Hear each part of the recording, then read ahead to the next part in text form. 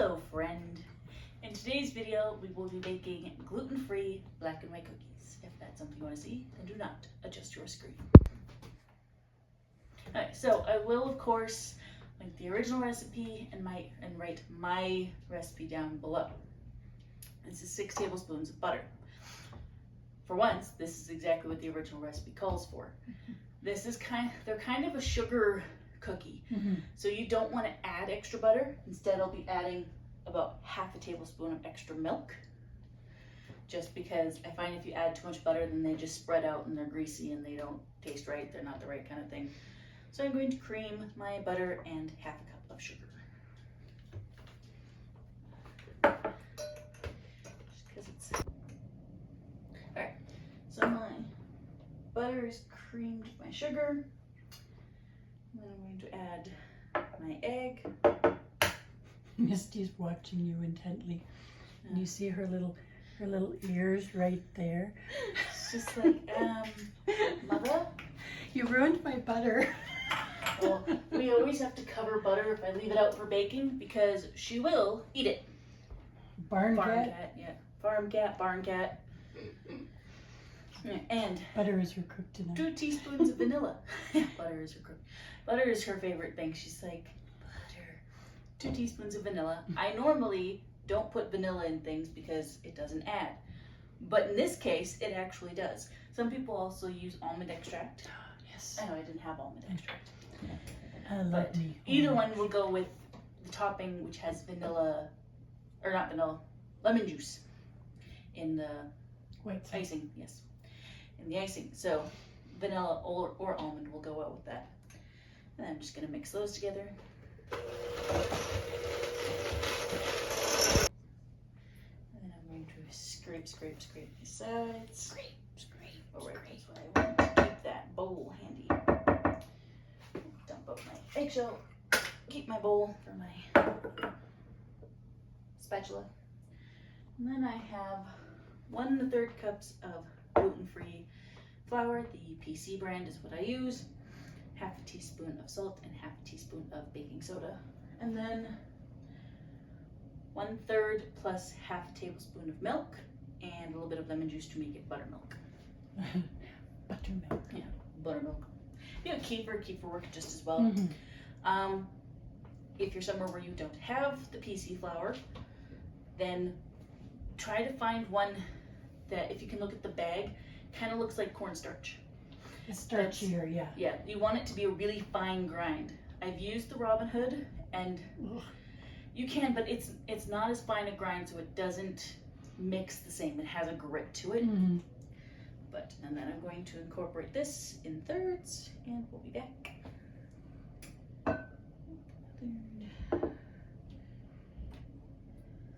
Third.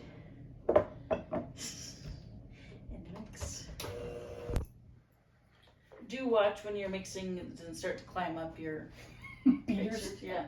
And then it just kind of goes places and you're like, cleaning cake batter off everywhere.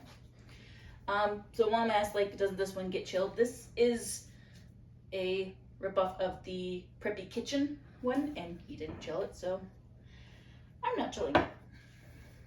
Which is nice, because sometimes gluten-free will dry out when you chill it. But they're hard to shape and cut like, you know, like a regular dough. Like the checkerboard cookies. One day I'll make those. Oh, yes. Yeah. Yes. I do have a silicone mat lining the baking sheet. You can use parchment paper. This one's from the dollar store, and it works just great. I was just going to scoop it, because this was in a different batter. Instead, I just cleaned it to use With a spoon, you mean? Yeah. Yeah, I was just going to scoop it with a spoon. But because it is a... Softer. Yeah, softer dough, using this.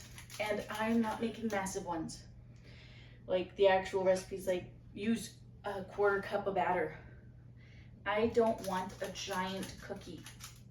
I know that that's kind of one of the appeals of the black and white cookie, is they're supposed to be like a giant cookie. I'd rather have a small one.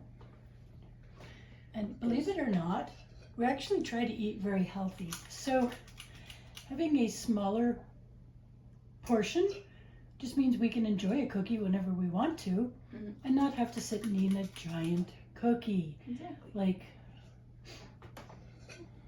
Like the Costco cookie. It's really good.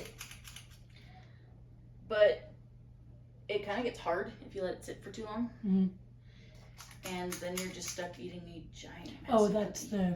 The wormed one. Yeah. Which, it's warm and that's nice, but because it's been sitting under a warming tray, if you don't eat it, then it's just like, crunchy cookie. And this way, we'll get lots more little ones. And I think I bake them for 10 minutes. I'll double check my time. They'll bake, they're cool, and we will come back to ice them. Okay, so our cookies are fully cooled. So you do want to do 8 minutes. I will put it down below, especially if you're doing small ones. And they'll be puffed up when you take them out. So take the back of a spatula and just flatten them down. If you really need them to be in perfect round shapes, then get your hands wet and roll the dough into balls. And if you have like a round cookie cutter of some form, you can use that to flatten them or shape them. I'm not picky. You're making gluten-free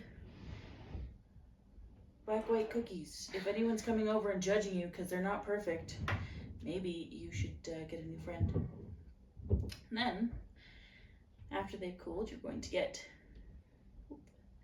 your icing sugar. You need a cup for the white icing and a cup for the chocolate icing.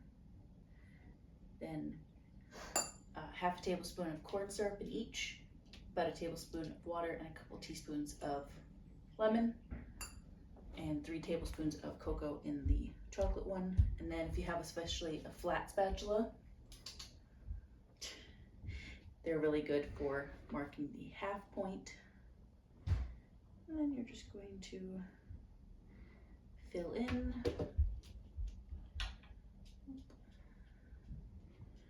on your halves. And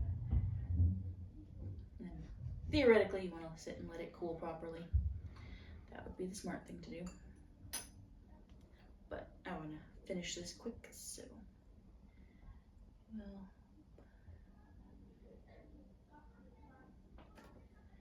And just paint on. So you want to put your flat spatula down to put your white icing on, and then just paint on your chocolate icing. And they have the right texture.